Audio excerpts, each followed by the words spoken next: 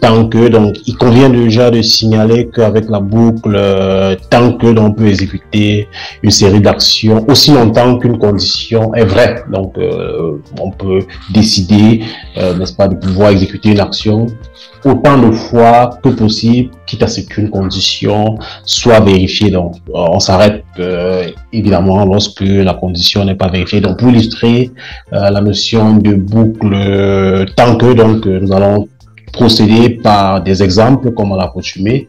Donc prenons ce cas où on incrémente une variable i, donc à laquelle on affecte, on initialise autant pour moi une variable i à laquelle on affecte la valeur 1, donc on initialise i à 1. Donc par la suite, on va utiliser le mot réservé while, donc ou tant que la condition, donc while, donc en parenthèse on va mettre notre condition, donc notre i doit être la condition strictement inférieure à 6, donc tant que nos i est strictement inférieur à 6, donc là maintenant on va ouvrir nos crochets, donc aller à la ligne pour saisir la réalisation. Donc après, donc si la condition, tant que la condition est vérifiée, qu'est-ce qu'on va faire? On va afficher donc la valeur du nombre, donc en utilisant la commande print, la fonction print. Donc on va afficher la valeur de i, donc et puis donc qu'est-ce qu'on va faire? On va passer à, on va incrémenter donc en affectant à i donc la valeur i plus 1. Donc, on va affecter à i la valeur i plus 1. Donc voilà, donc avant de sortir de notre boucle, tout simplement donc nous allons sélectionner exécuter. Donc vous allez voir, donc cliquer sur run, donc on va aller dans la console.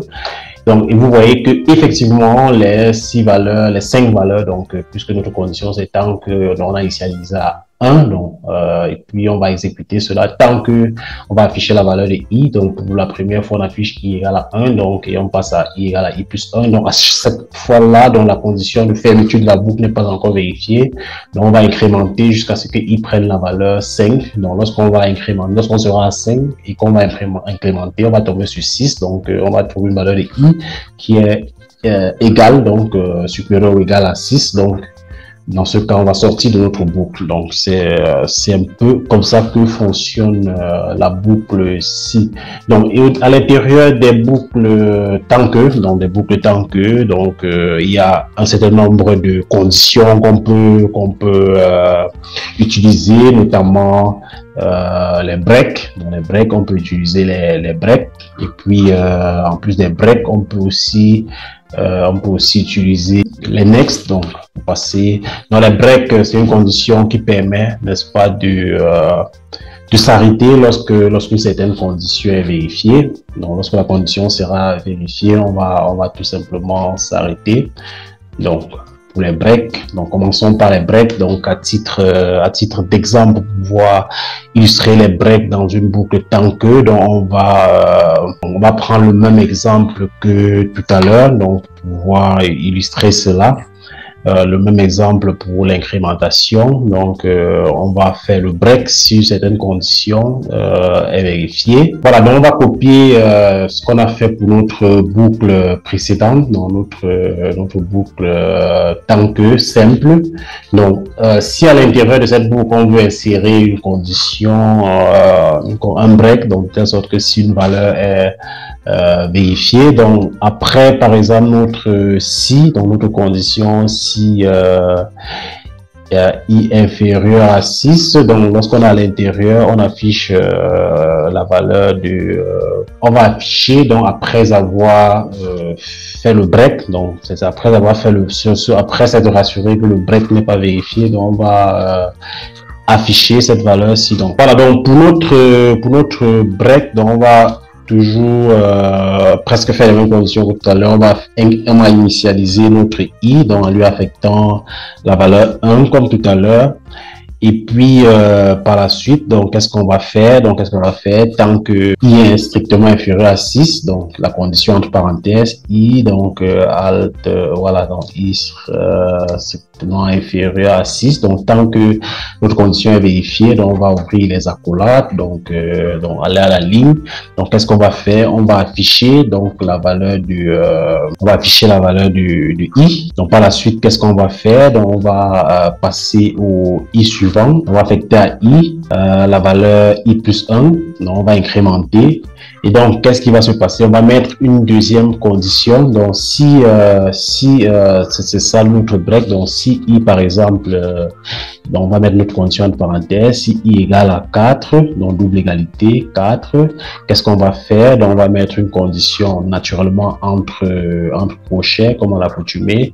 Donc, on va aller à la ligne et puis on va taper notre condition break. Donc, ce qui va se passer, donc, c'est que lorsque il va prendre la valeur 4, on va s'arrêter. Donc, tout simplement, donc, à titre illustratif, on va sélectionner et puis cliquer sur Run. Donc, on va aller dans la console, voir ce qui se passe. Donc, vous voyez que il n'a affiché que les valeurs 1, 2 et 3. Donc, lorsque il a pris la valeur 2, donc, on s'est tout simplement arrêté. On a fait un break, bien que la condition générale qui est i supérieure, inférieure strictement à 6 n'était pas encore vérifiée. Donc, on a introduit un break dans notre boucle.